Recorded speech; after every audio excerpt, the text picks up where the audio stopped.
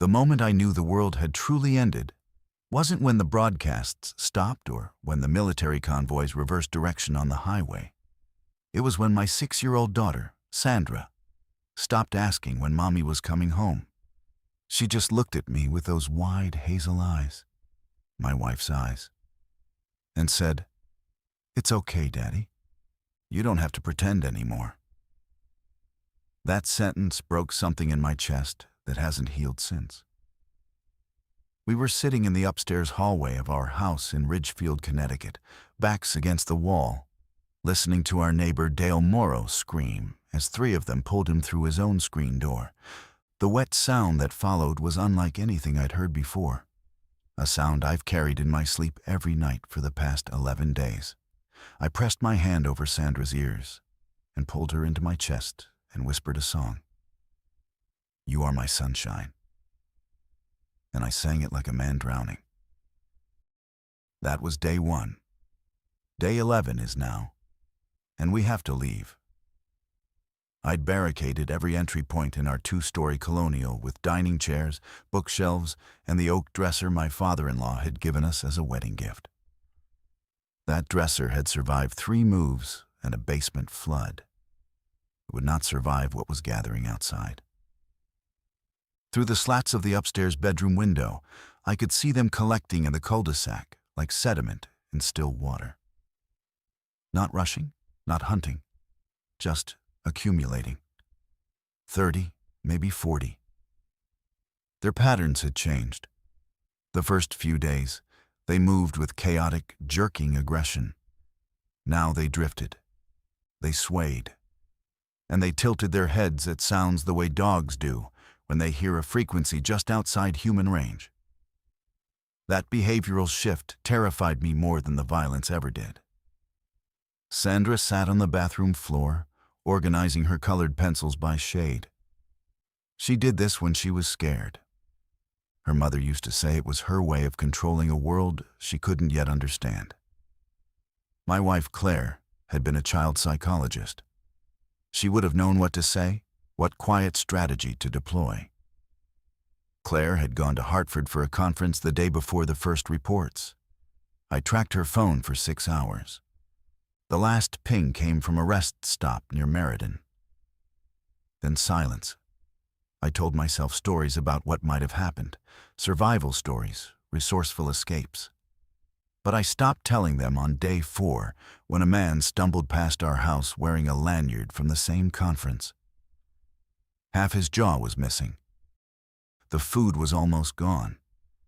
2 cans of chickpeas, a jar of peanut butter with maybe 3 servings left. 6 juice boxes Sandra had been rationing herself without being asked. That detail destroyed me. My daughter, teaching herself austerity at 6 years old, because the adults had failed to keep the shelves full. I'd collected rainwater in the bathtub, using a tarp stretched from the bathroom window. It tasted like plastic and grit. Sandra called it adventure water, and never once complained.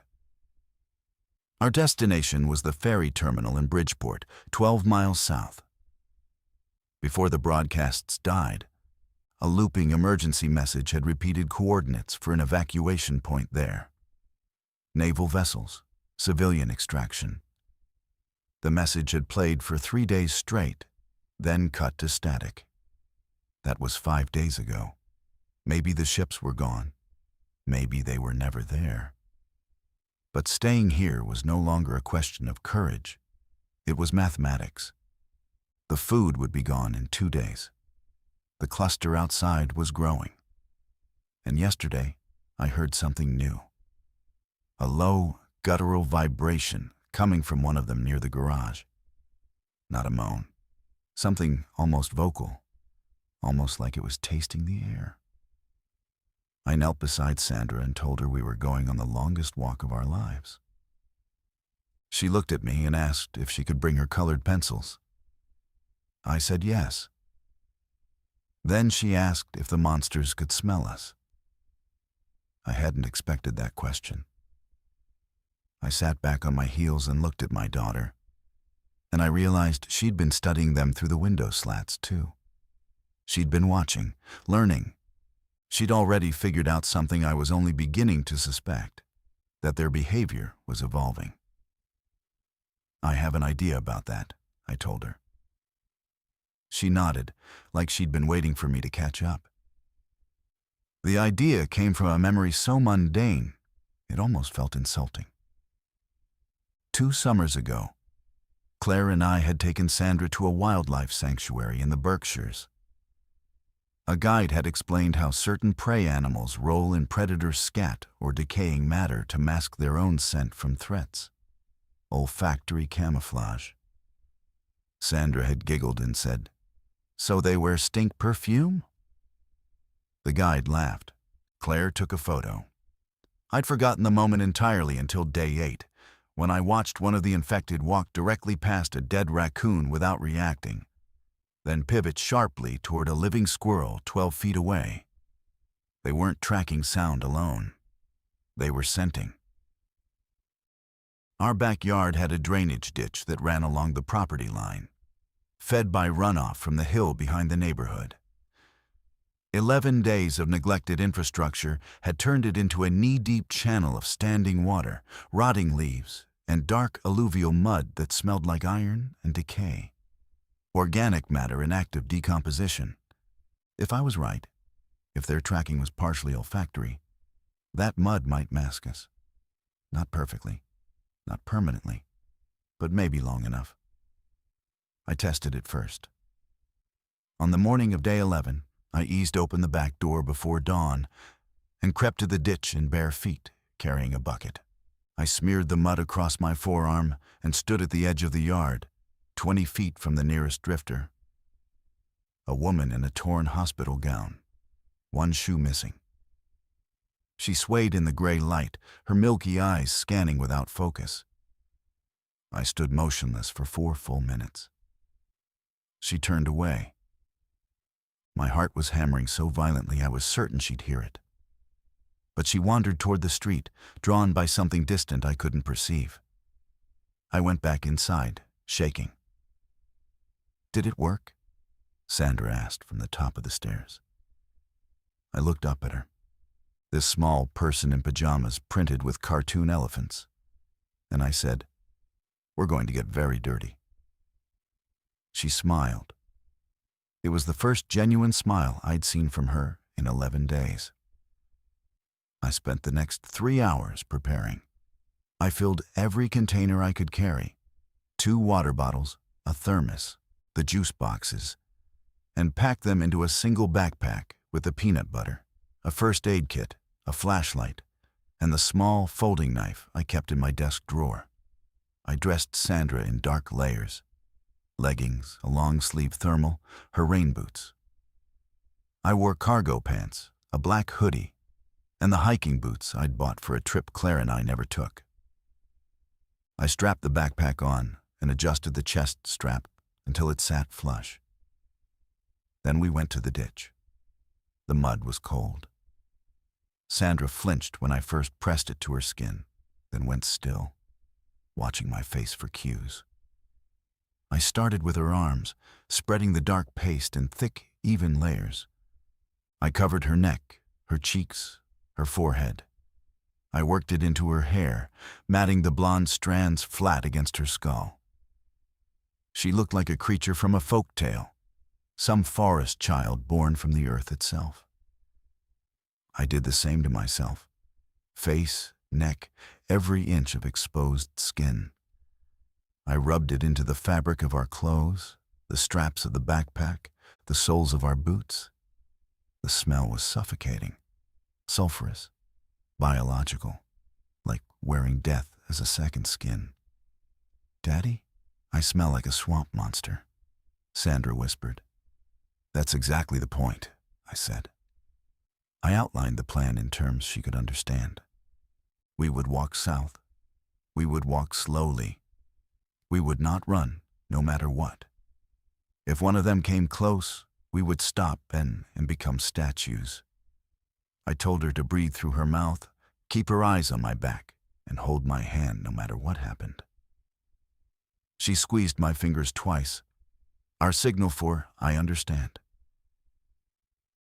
We left through the back gate at exactly 5:47 a.m. The sky was the color of wet cement. The air was still, and the cul-de-sac was full of them. Sandra didn't make a sound. She walked beside me like a ghost, her mud-caked hand locked in mine, and we stepped into the Horde. The first 100 yards were the longest distance I've ever traveled. The drifters stood in loose clusters throughout the cul-de-sac, maybe 45 of them, positioned without logic or formation. Just bodies occupying space, like furniture left in a room after everyone moved out. I kept our pace measured, deliberate. 1 step per second, heel to toe. I matched the rhythm of their swaying, that slow metronome drift that seemed to synchronize them like a collective pulse. A man in mechanic's coveralls stood 6 feet to our left. His name tag read Greg. His throat was open in a way that shouldn't have allowed him to remain upright, yet there he was, chin tilted skyward, mouth working silently. I could hear the cartilage in his neck clicking. Sandra's grip tightened.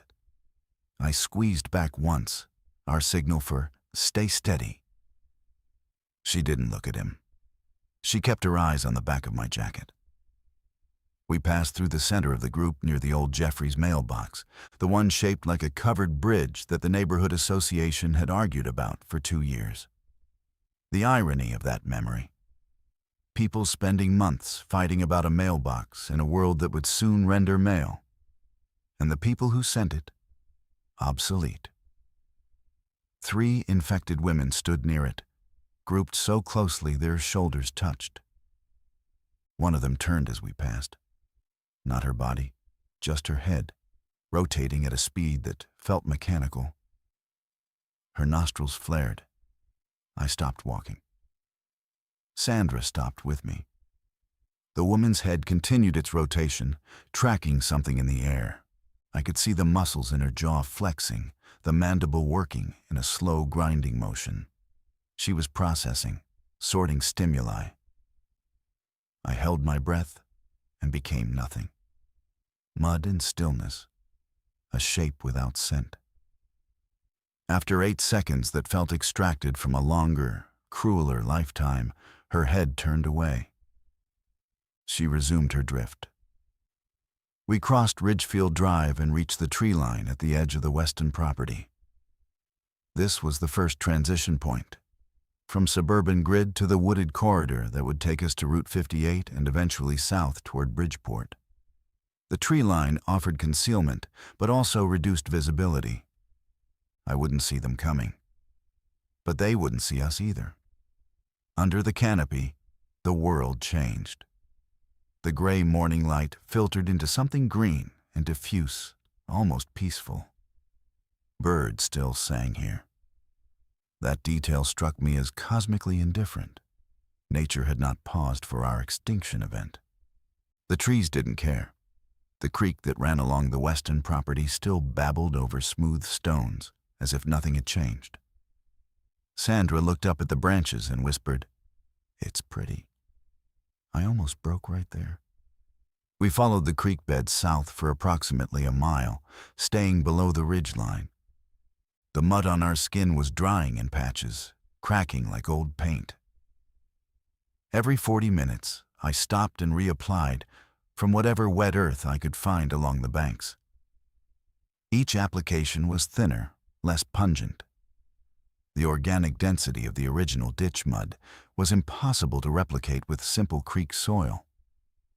We were losing our armor 1 layer at a time. At the 1-mile mark, we encountered the first body, not infected, dead. A man in running clothes, face down in the leaves, a hiking pole still clutched in his right hand. He'd been trying to make the same journey. I checked his pockets quickly while Sandra counted trees, a coping mechanism I'd suggested to keep her focus occupied during difficult moments. He carried a small transistor radio, dead batteries, and a protein bar. I took the bar and left everything else. Sandra finished counting at 37 trees and turned back to me. Was he trying to go where we're going? Maybe, I said. Did he get lost? I think he got tired. She accepted this without further question. I was grateful for that mercy. The truth written on his body was far less gentle.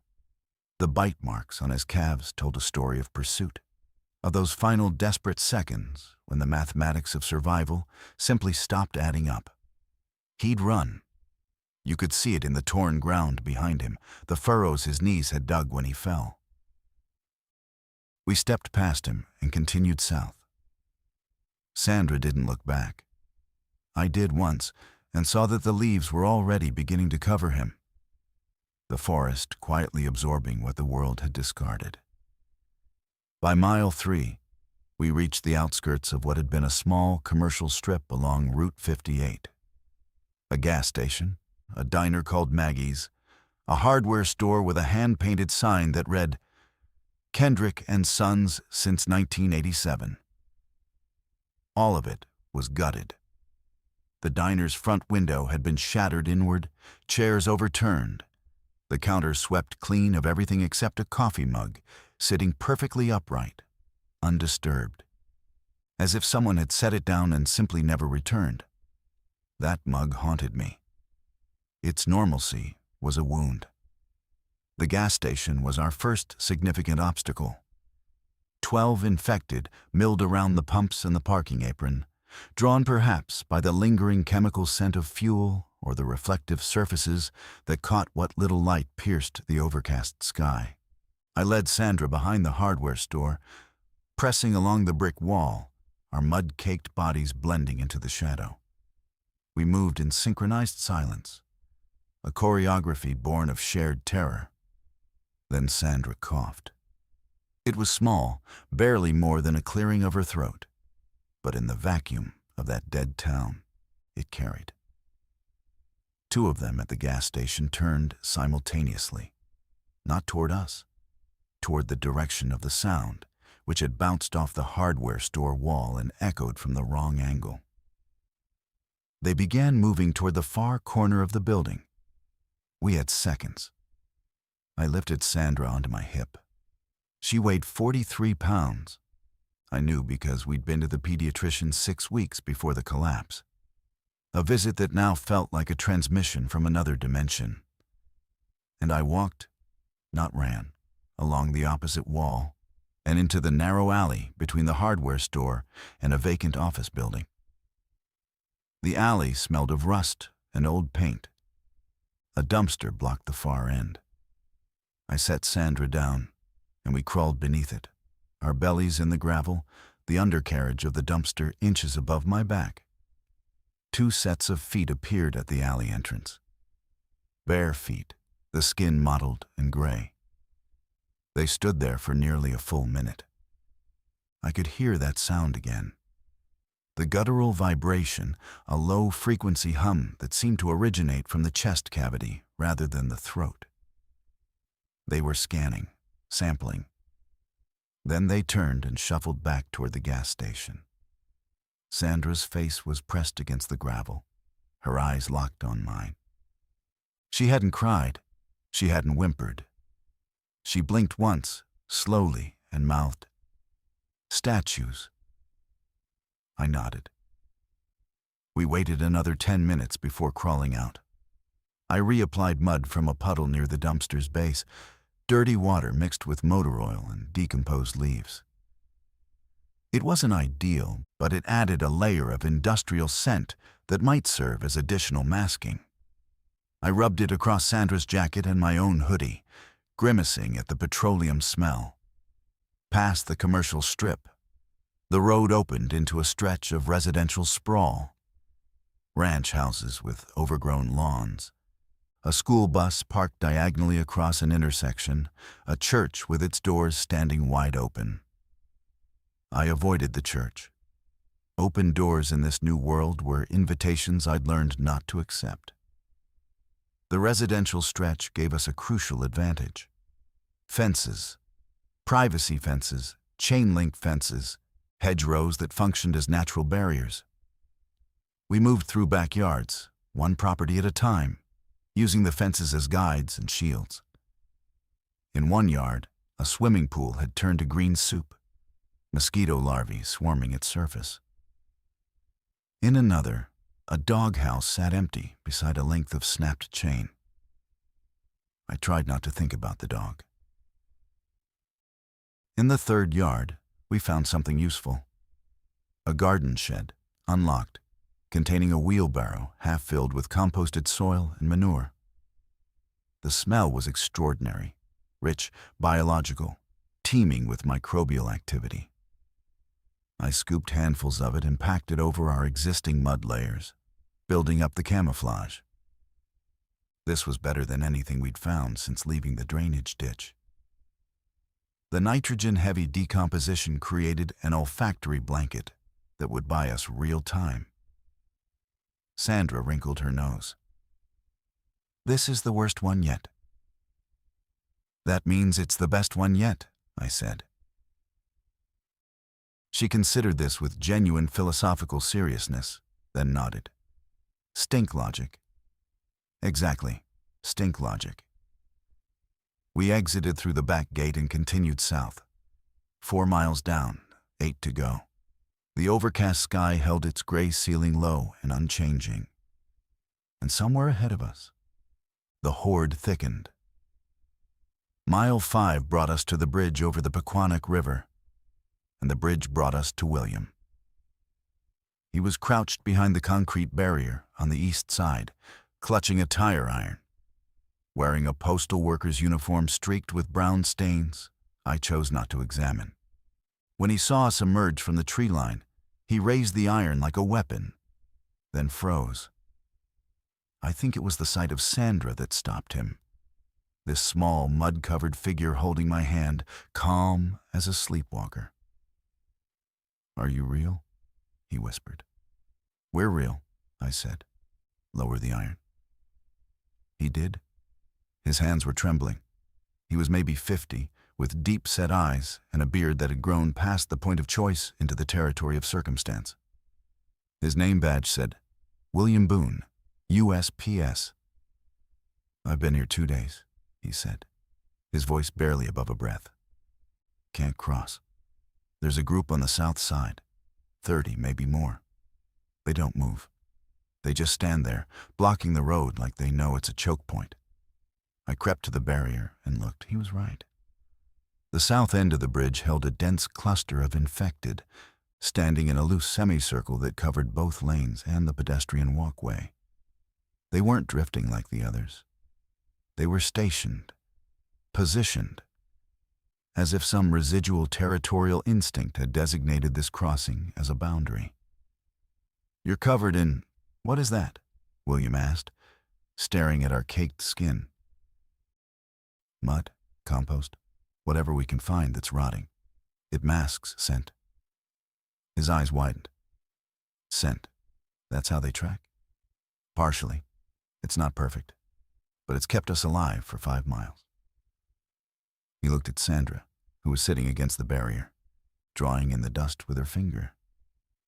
She was sketching what appeared to be a map. The route we'd taken, rendered in a child's geometry but surprisingly accurate. "She's something else," William said quietly. "She's the reason I'm still thinking straight," I replied. I studied the bridge. 2 lanes, roughly 200 yards. The cluster was concentrated at the far end. The river below was swollen from recent rain, moving fast, too dangerous to ford with a child. The banks were steep and slick. The bridge was the only viable crossing for miles in either direction, and the detour would add hours we didn't have. The mud was drying. Our window was decaying with every minute. "William, I need you to listen carefully. We're going to walk across that bridge. Through them. If you want to come, you cover yourself in everything we can find along this riverbank. Clay, silt, dead vegetation. Whatever stinks. Then you walk behind me, match my pace exactly, and you do not deviate." He stared at me like I was proposing we swim through fire. "Walk through them." It's worked so far.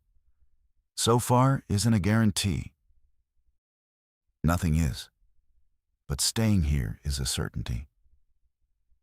He looked at the tire iron in his hand, then at the cluster on the bridge, then at Sandra drawing her map in the dust.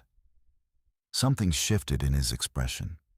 Not courage, exactly, but the exhaustion of fear.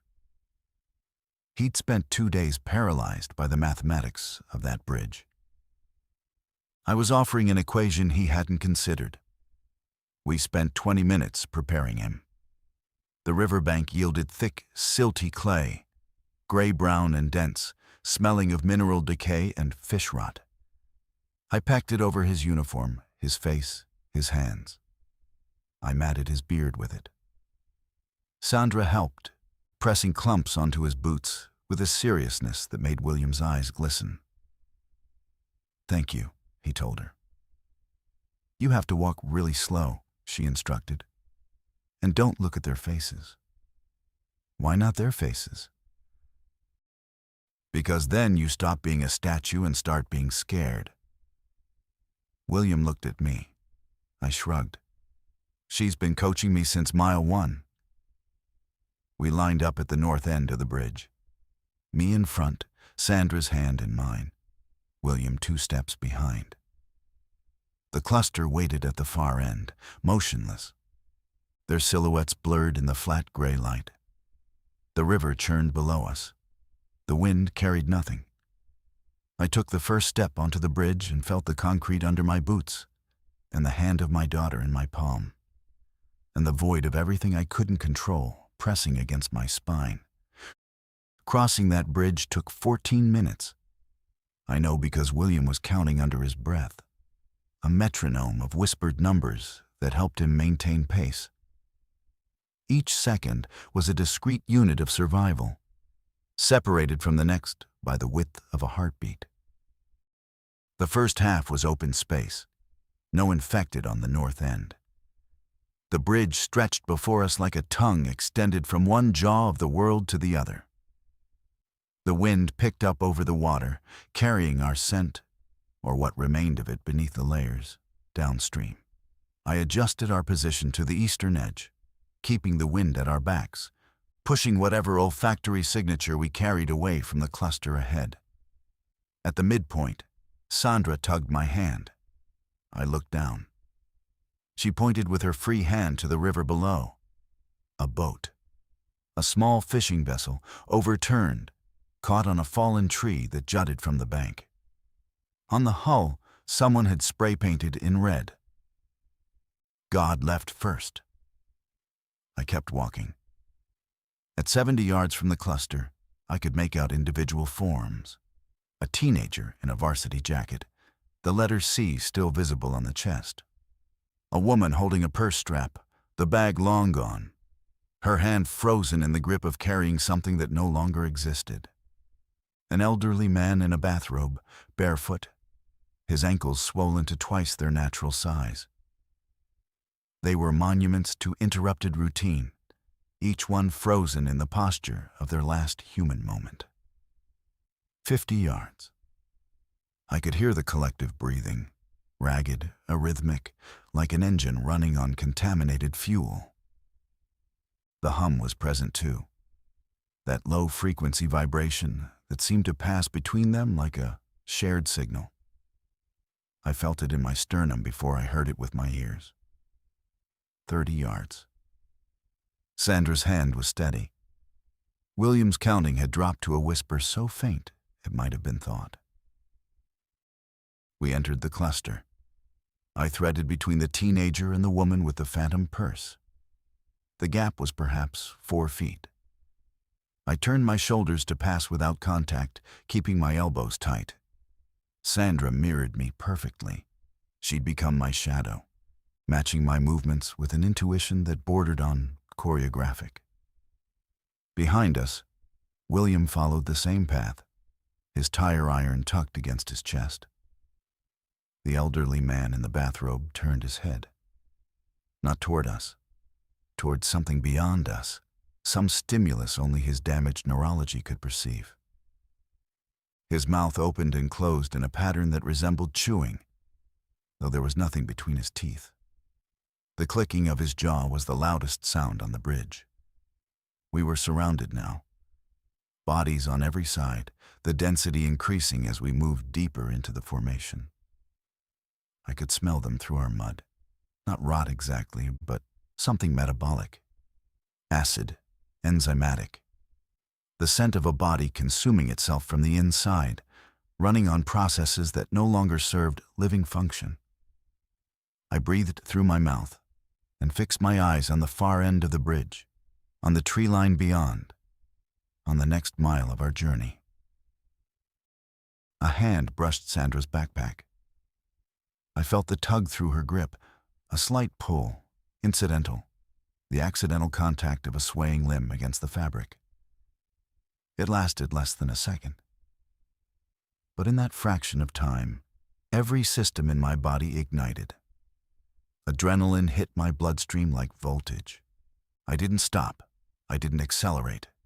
I adjusted our angle by 2 degrees and continued forward. Sandra squeezed my hand twice. I understand.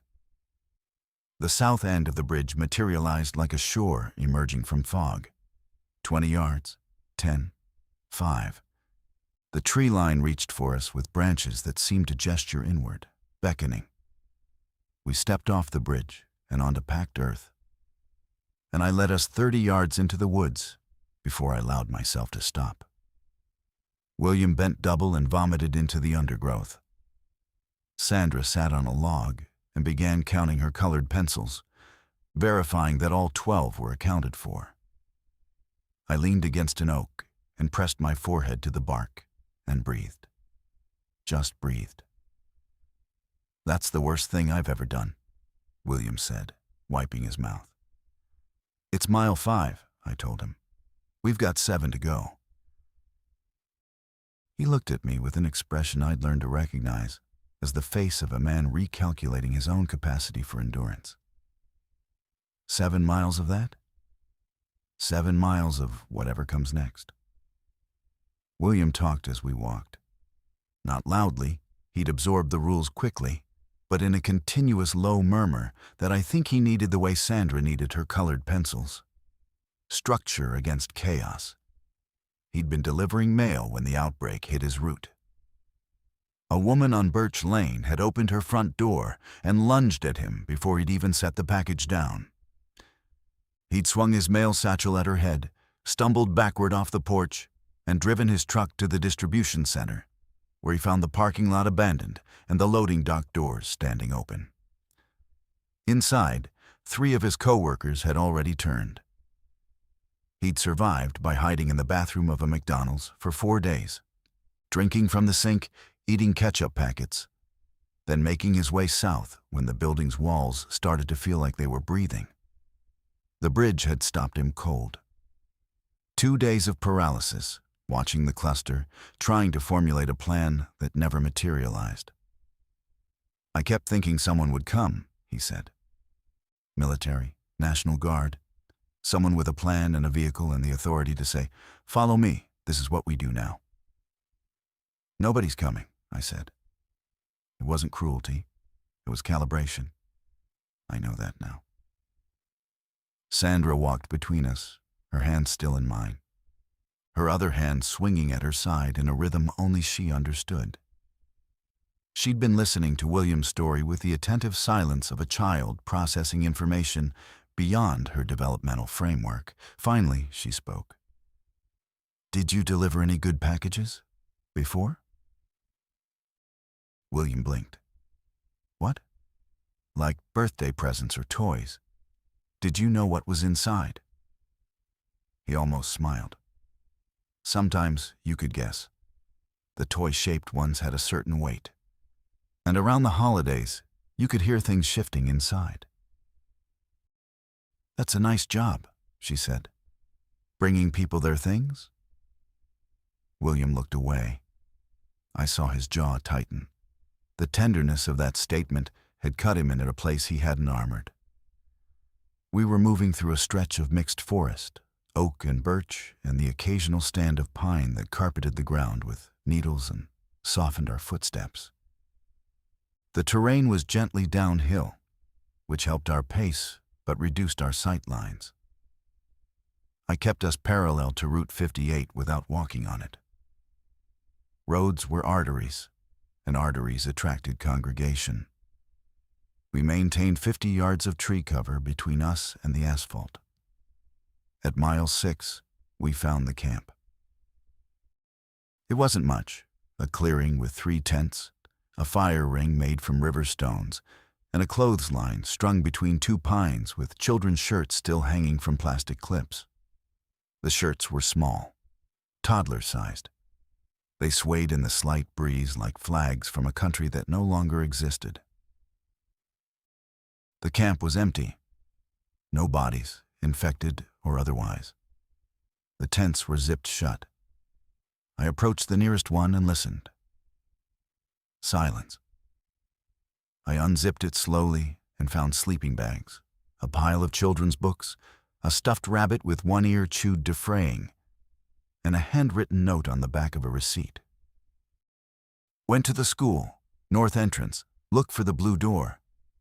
V and Tom. I showed the note to William. He read it and looked north. The school, I knew it. Trumbull Regional Elementary, about a quarter mile from our position. I'd driven past it 100 times on the way to visit Claire's parents. Could be survivors, William said. Could be supplies. Could be a tomb, I replied. We need food. The protein bar and the peanut butter won't carry 3 people 12 miles. He was right. The mathematics were clear. Sandra needed calories. I needed calories.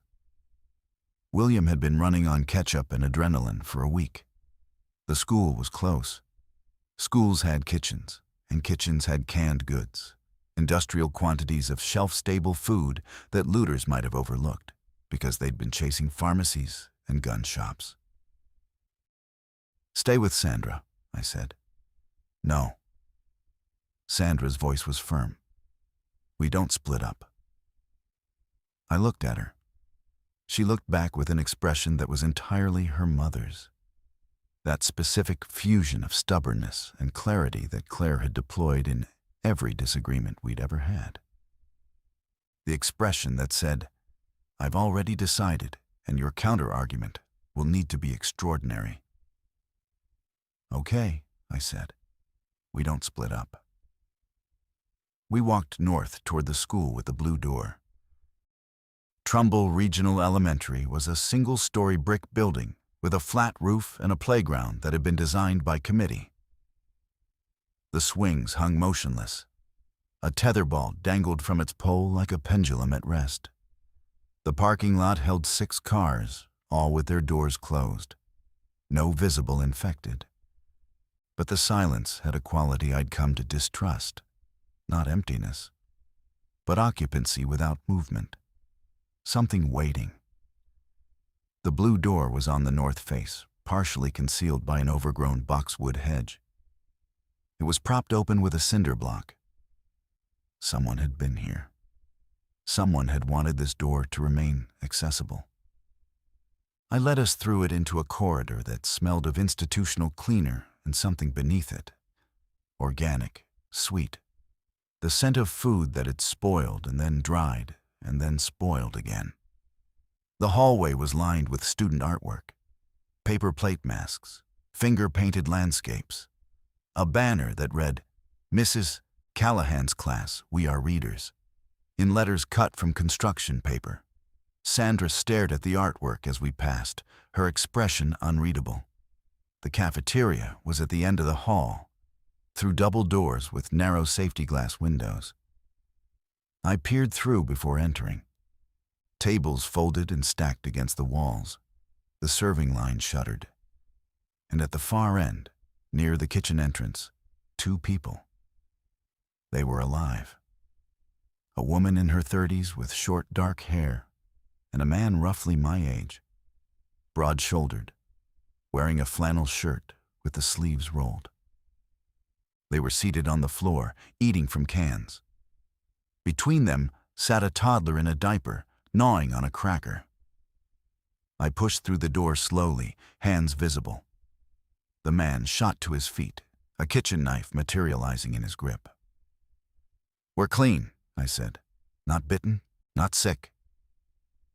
The woman stood too, pulling the toddler to her hip. Her eyes moved from me to William to Sandra, performing the rapid calculus of threat assessment that had become every survivor's default interaction.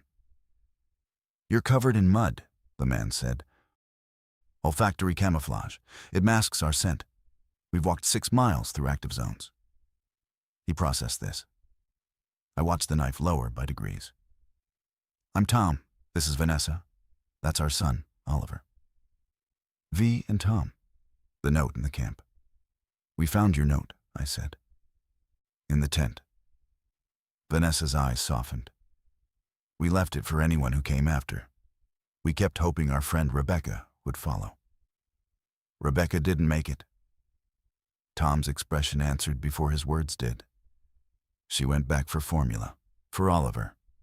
We told her we had enough. She went anyway." There was nothing to say to that. The economy of sacrifice in this new world was brutal and non-negotiable. People died for cans of formula and jars of peanut butter.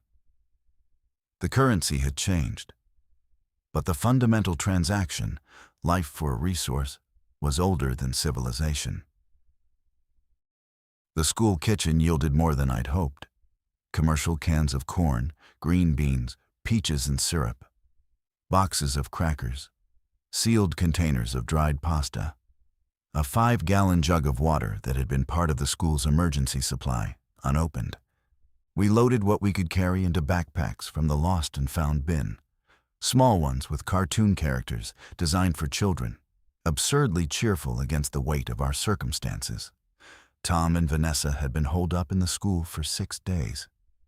They'd barricaded the main entrances and used the blue door as their sole access point. The school was structurally solid. Brick walls, few windows at ground level, heavy doors.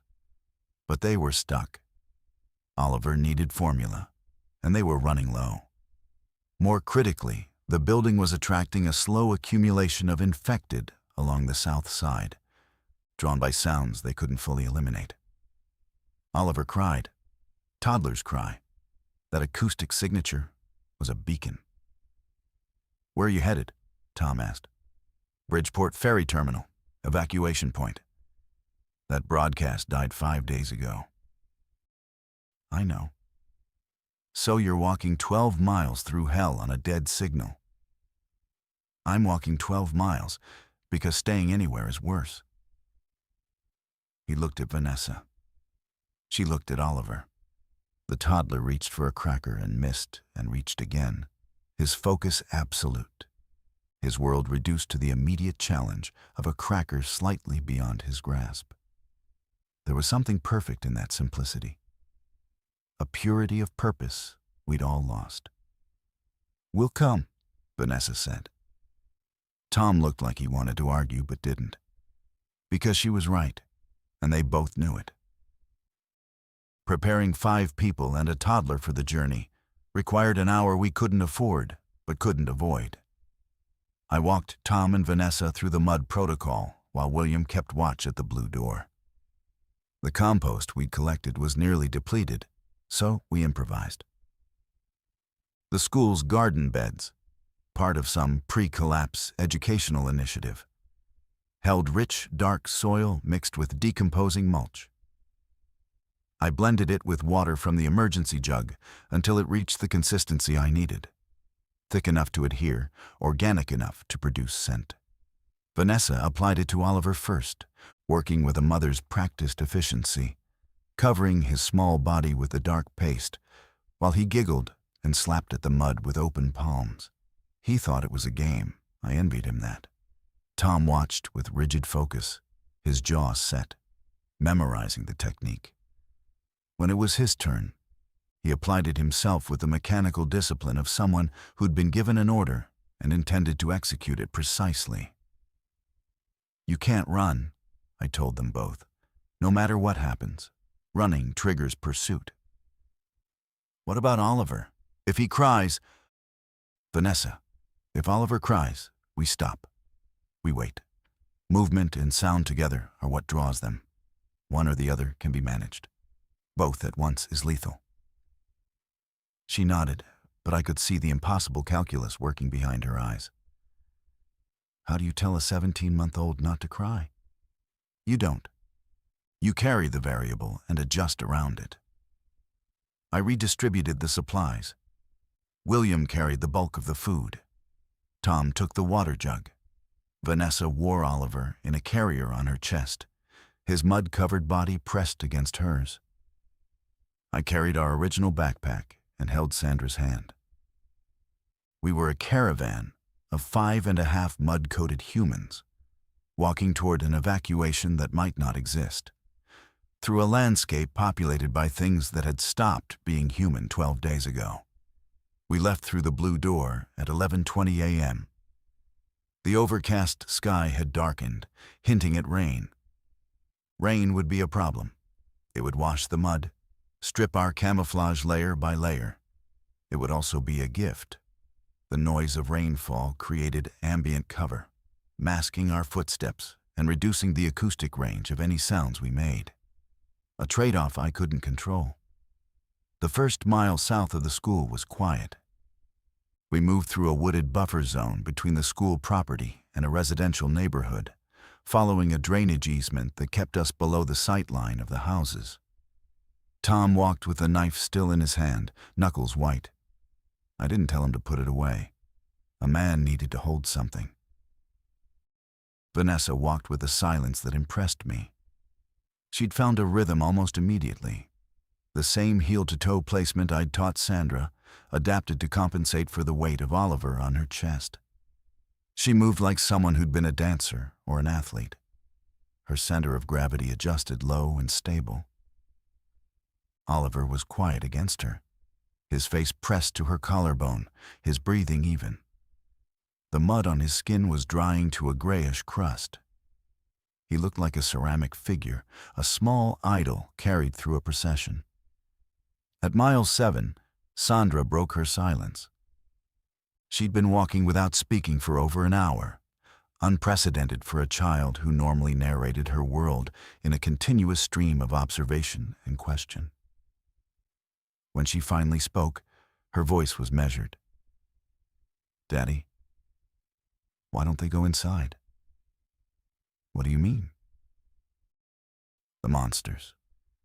They're always outside, on roads and bridges and in yards, but I haven't seen any inside a building. They're always near buildings, but not in them." "Why?" I stopped walking. William and Tom stopped behind me. Vanessa paused, her hand instinctively going to Oliver's back. I thought about it. She was right.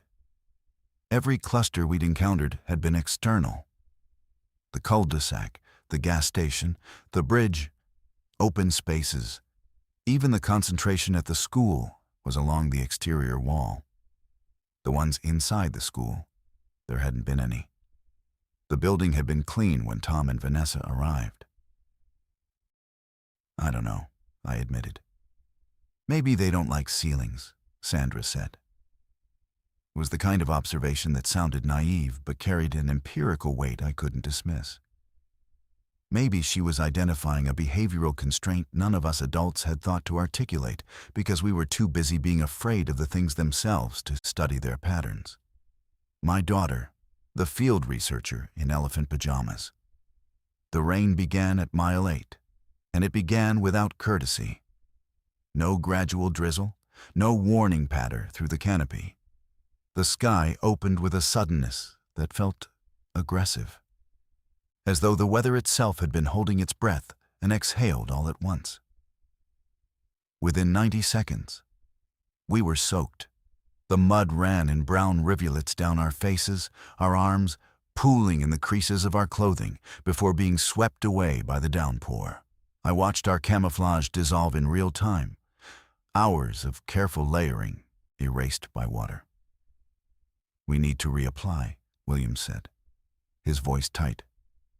There's nothing to apply. The ground's flooding. Whatever soil is here is diluting into runoff. Tom looked at me with an expression that demanded a solution.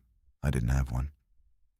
The rain was stripping us clean, and we were standing in the open on a walking path that ran through a public park, exposed, visible, and rapidly becoming unmasked.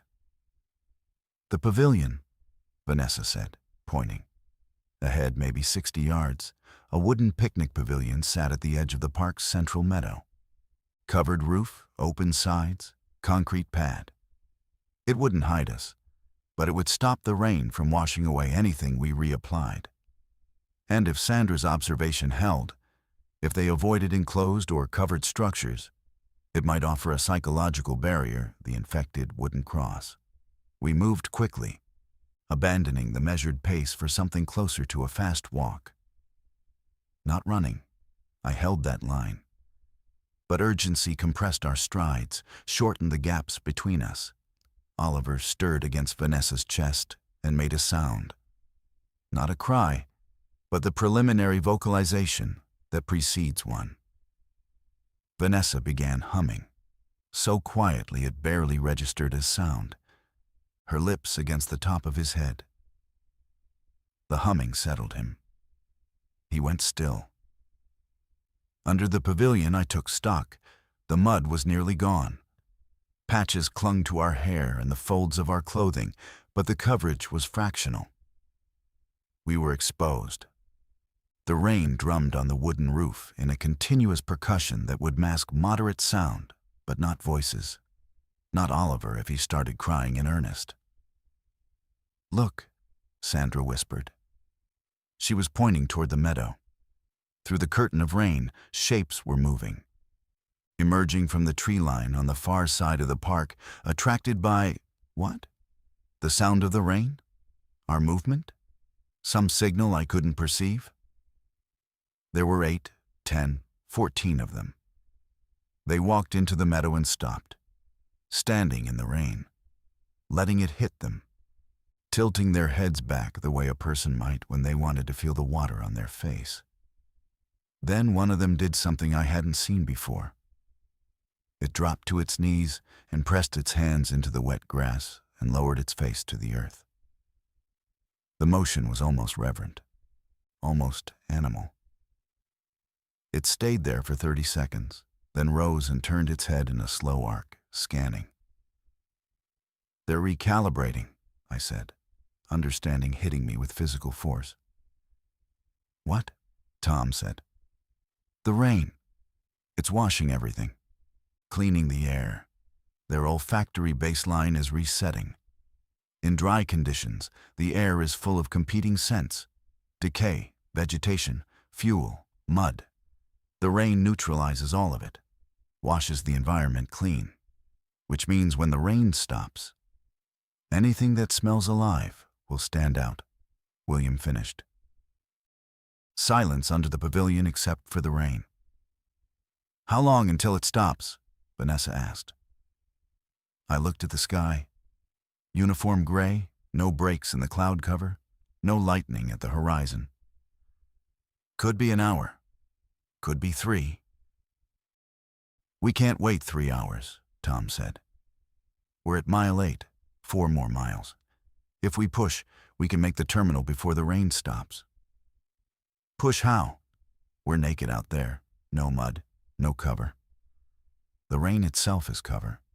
It reduces visibility. It masks sound. If we move now during the storm, they're recalibrating. They're adjusting to cleaned air. They won't have our scent signature yet." I looked at him. He was right. And the realization was uncomfortable because it meant we needed to move now, immediately, into a landscape populated by 14 visible infected and an unknown number beyond the tree line.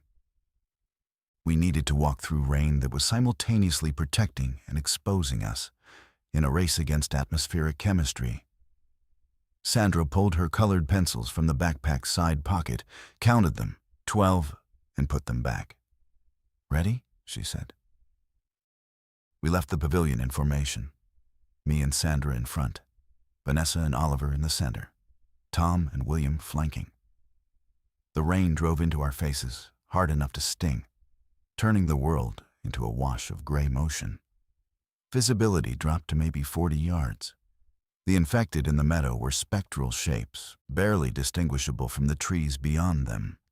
We moved along the pavilion's edge and into a paved trail that led south through the park, keeping to the path because the mown grass on either side offered no concealment, and the unpaved ground had turned to slick mud that would slow us. At 20 yards from the nearest drifter, I made a decision I'd been avoiding. I spoke aloud, not to it, to our group. Steady pace, eyes forward. If one approaches, we stop together. Nobody reacts independently. Tom's hand went to his knife. I caught the movement peripherally. Tom, blade stays down unless physical contact is imminent. Aggressive posture triggers them. How do you know? Because they don't attack trees or fences or mailboxes. They attack things that respond, things that behave like prey. He lowered his hand. I could feel his resistance, the primal urge to wield a weapon against a visible threat. Overriding that instinct is perhaps the hardest thing I asked of anyone during those 12 miles. We are descended from creatures that survived by fighting or fleeing. Walking slowly through the middle of danger violates every inherited instruction in our genome. The trail curved west, then south again, passing a small pond choked with cattails and algae. 2 infected stood at the water's edge, motionless, facing the surface. They looked like fishermen, like patient men waiting for a bite. The rain pocked the pond's surface with thousands of tiny impacts, each one a circle that expanded and dissolved. The infected watched these circles with something that approximated attention. I filed this observation alongside Sandra's ceiling theory. They were drawn to patterns, movement, repetition. The circles on the water held them the way a television holds a child. We passed within 10 yards. Neither turned. Beyond the pond, the park ended at a chain-link fence separating public land from a strip of commercial properties that backed onto Route 1. Route 1 would take us straight into Bridgeport, straight to the terminal. The fence had been cut. Someone with bolt cutters had opened a gap large enough for a person to pass through. We went single file, Vanessa turning sideways to protect Oliver from the cut wire edges. On the other side, the world changed character. Commercial sprawl, a tire shop, a check-cashing place, a laundromat with its windows blown out, machines still visible inside, doors hanging open on their hinges like slack jaws. The buildings were close together, creating alleys and channels that funneled the wind and amplified the rain's sound. Good for masking us, bad for hearing threats approaching. We moved down the sidewalk. The concrete was cracked and buckled, weeds pushing through with the indifference of biology reasserting itself over infrastructure. Cars lined the curb, some with doors open, some with windshields shattered by impacts I didn't want to reconstruct. In one car, a child's car seat faced rearward, empty, straps hanging loose. Vanessa looked away. At the intersection of Route 1 and Barnum Avenue, we hit density.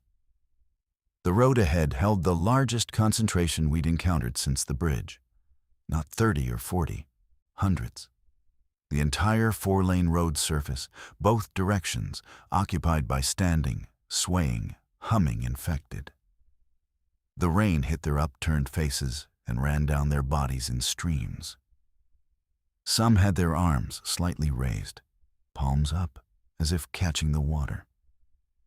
The hum was louder here, amplified by sheer numbers into something almost harmonic.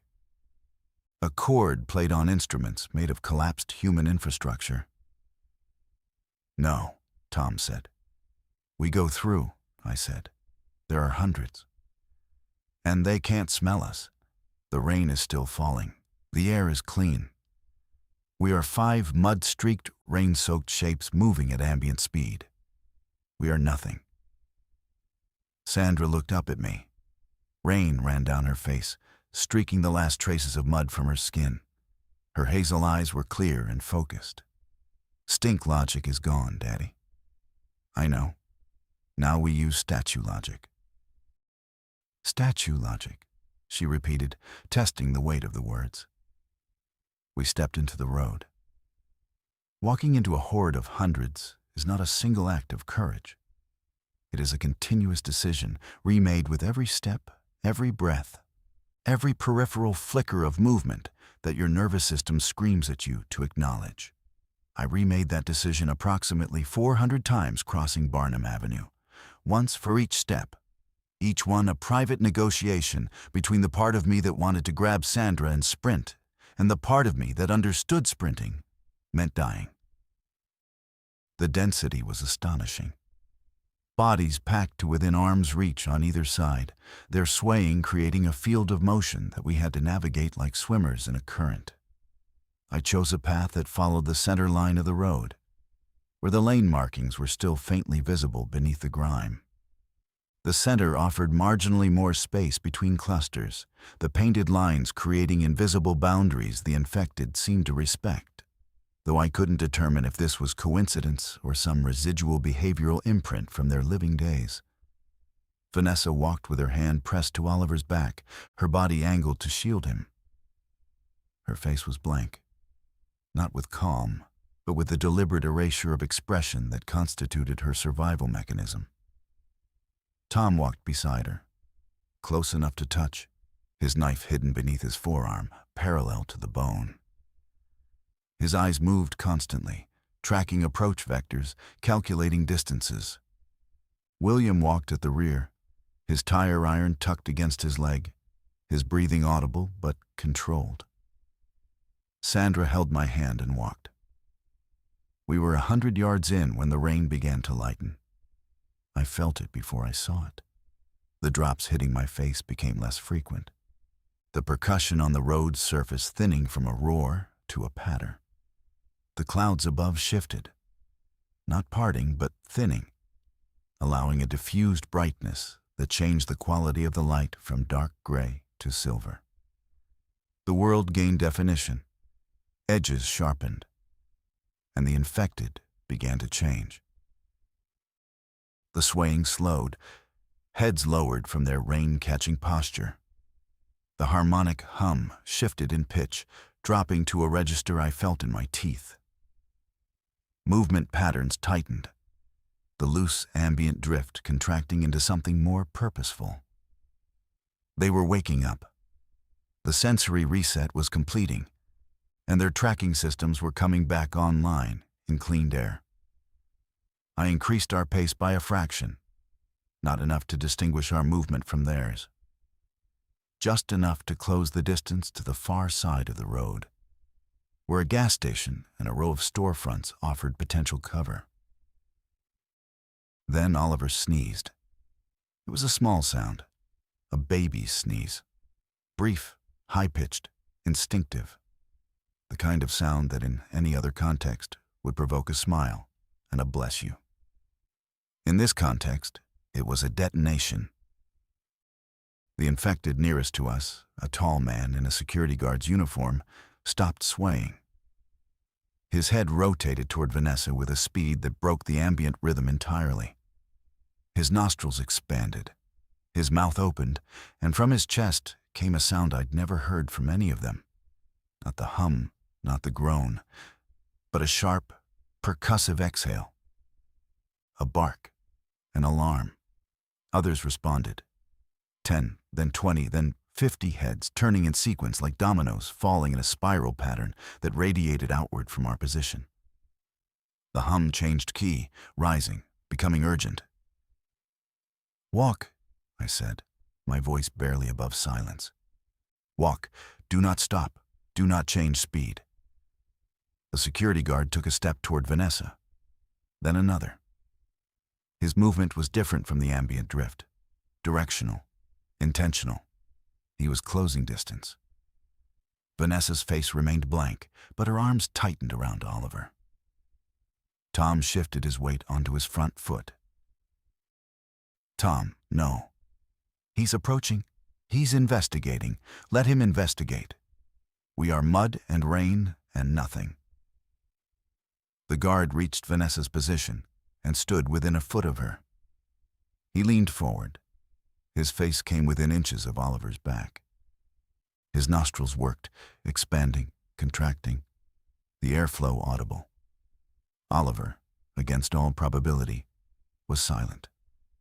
Pressed to his mother's chest, wrapped in rain-soaked cloth, he had gone still. The guard's head tilted. The exhalation came again, that bark, but softer now, uncertain.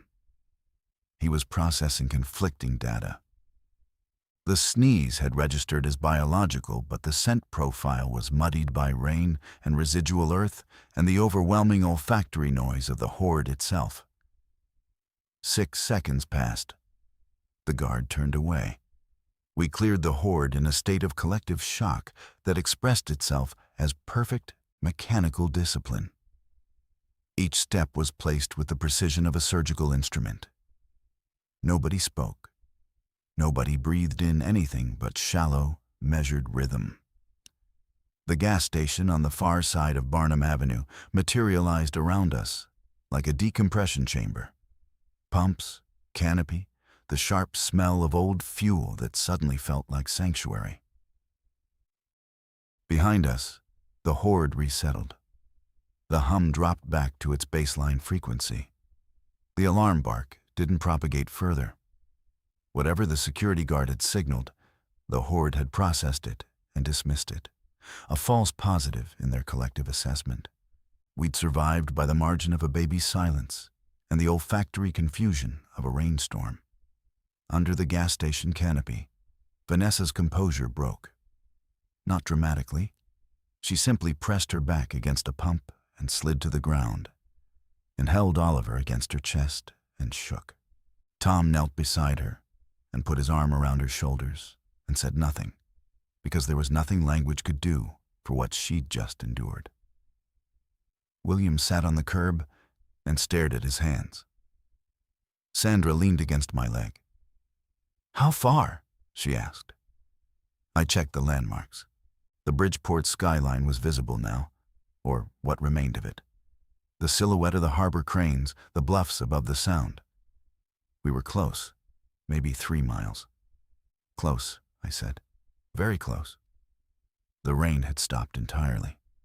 The air smelled clean, washed, electric, the way it does after a summer storm when ozone mingles with wet asphalt. Beautiful under any other circumstance. Now it was a liability. Clean air meant our scent was broadcasting without interference. Every minute we stood still was a minute our biological signatures expanded into the environment like ripples in a still pond. I gathered everyone. "We need to find mud. Now. Anything. Drainage, sewage, compost, decomposing material. The rain washed us. We're exposed." Tom pointed east. "Storm drains. There's a retention basin 2 blocks over. I saw it on the drive-in when we first came to Bridgeport. If it's backed up, it'll be full of standing water and sediment." We moved fast. Faster than I'd allowed until now. The calculus had changed. Speed was less dangerous than lingering unmasked. The retention basin was where Tom said it would be. A concrete depression behind a strip mall, maybe 20 feet across, filled with knee-deep brown water covered in a film of organic scum. It smelled magnificent. Putrid, fermented, thick with the anaerobic decay of weeks of accumulated storm runoff and organic debris. I went in first. The water was cold, and the bottom was silted with a layer of muck that sucked at my boots. I scooped handfuls of the sediment, black, dense, reeking, and began applying it. William followed. Tom. Vanessa passed Oliver to me, and I coated him with the gentleness the task demanded and the speed it required. He squirmed but didn't cry. Vanessa stepped in and covered herself methodically, her dancer's efficiency back in place. Sandra waded in up to her waist without being asked. She submerged her arms and brought up fistfuls of muck and pressed them to her face. "Industrial strength stink logic," she said. We emerged from the basin, looking like creatures from a swamp mythology, black and dripping and barely human in silhouette. The smell was a physical barrier, a wall of biological information that said, "We are not alive. We are not here. We are the waste the world has already processed and discarded." 3 miles. The terminal was 3 miles away. The afternoon was advancing, and the post-rain air was warming, which would accelerate the drying of our new layer. We had maybe 2 hours before this application degraded to uselessness. 2 hours to cover 3 miles through an urban landscape that could hold any concentration of infected, any configuration of obstacle. I looked at our group. 5 adults and 2 children, coated in sewage sediment, carrying canned goods in cartoon backpacks, walking toward a rescue signal that had gone silent 5 days ago. If anyone had told me a month ago this would be my Tuesday, I would have laughed. Nobody was laughing now. But Sandra was counting her pencils again, and that quiet ritual of order in the face of entropy was the closest thing to hope I had. We walked south toward the harbor. The final 3 miles were the quietest, not in terms of external sound. Bridgeport's urban corridor was alive with the ambient noise of a collapsed city. Metal groaning as structures settled, glass breaking somewhere distant, the wind channeled through empty streets, carrying sounds from sources I couldn't identify. The quiet was internal. The group had entered a state of exhausted focus that eliminated everything except forward motion. Conversations ceased.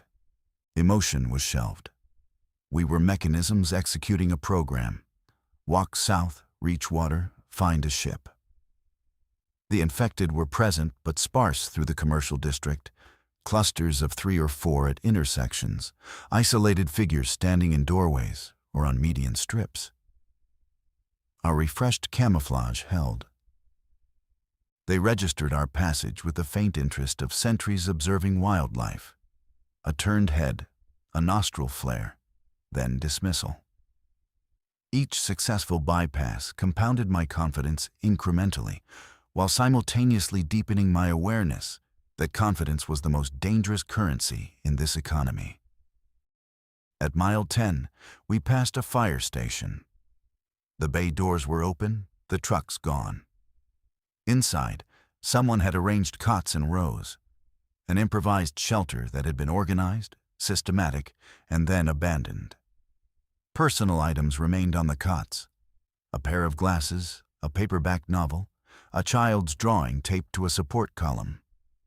The drawing showed a house with a smiling sun and 2 stick figures holding hands. The word "safe" was written at the top in crayon. I didn't stop to look more closely. Some artifacts are too heavy to carry, even with your eyes. At mile 11, the harbor smell reached us. Salt, brine, diesel. The composite scent of a working waterfront that had stopped working. It mixed with our sewage camouflage in a way that was almost nauseating. Layer upon layer of competing biological and chemical information. Sandra pressed her sleeve to her nose.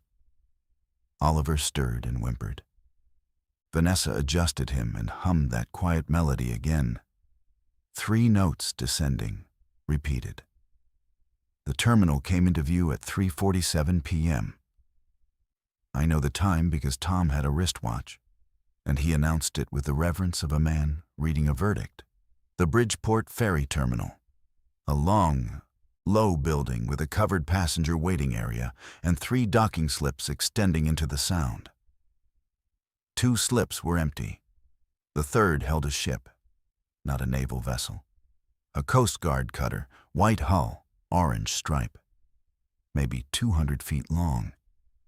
It was moored with lines fore and aft, riding the slight swell of the protected harbor. And on its deck, figures moved. Living figures, organized movement, crew.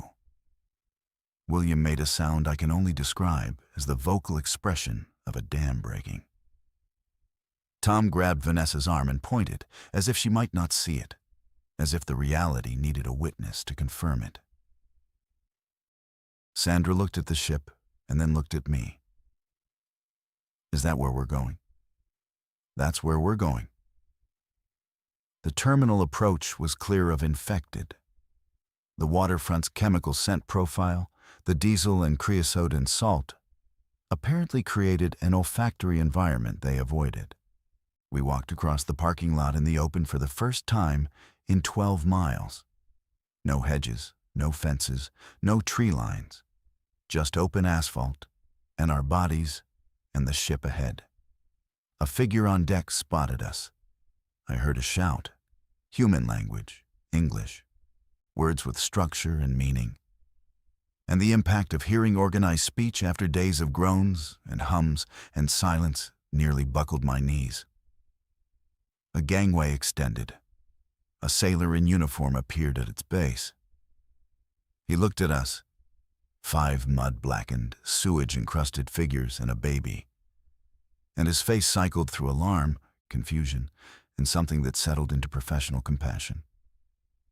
Are any of you bitten? No, I said. None of us. How far did you come? Ridgefield, 12 miles. Through them. Through all of it. He looked at Sandra, this small shape that barely reached his waist, covered in layers of mud and compost and sewage sediment, holding a set of colored pencils in one hand and my hand in the other. How? He asked. Sandra answered before I could. She raised her free hand and displayed the thick coating of black muck that covered her palm. Stink logic, she said. The sailor blinked. Then he stepped aside and gestured up the gangway. Welcome aboard. We walked onto the ship and left the land behind. They hosed us down on the aft deck with seawater. The mud came off in sheets, running brown and black into the scuppers, carrying with it the residue of everything we'd walked through. Sandra stood under the spray with her arms out and her face up and laughed. A sound so foreign after 12 days that several crew members stopped what they were doing to listen. Oliver cried when the water hit him, and for the first time, Vanessa let him. She held him against her shoulder and let him scream into the ocean air where the sound couldn't summon anything. Tom sat on a deck cleat and wept without covering his face. William leaned on the railing and watched Connecticut shrink as the cutter pulled away from the dock. I stood beside Sandra and felt the engine's vibration through the deck plates and realized I'd been clenching my jaw for 11 days straight. The shore receded. The Horde along Barnum Avenue was invisible from this distance. Just a smudge on the landscape, like a stain that wouldn't wash out. The harbor cranes stood against the evening sky like the skeletons of animals that had died standing up. Sandra pulled her colored pencils from the backpack pocket and counted them one final time. 12, all present. She selected a green one and began drawing on the back of a supply manifest a sailor had given her. I looked over her shoulder. She was drawing 2 figures walking through a dark field. Overhead, she'd drawn a single star. What's that? I asked. Us, she said, finding the way. I sat beside her and watched her draw, and I let the engine carry us somewhere I couldn't yet name.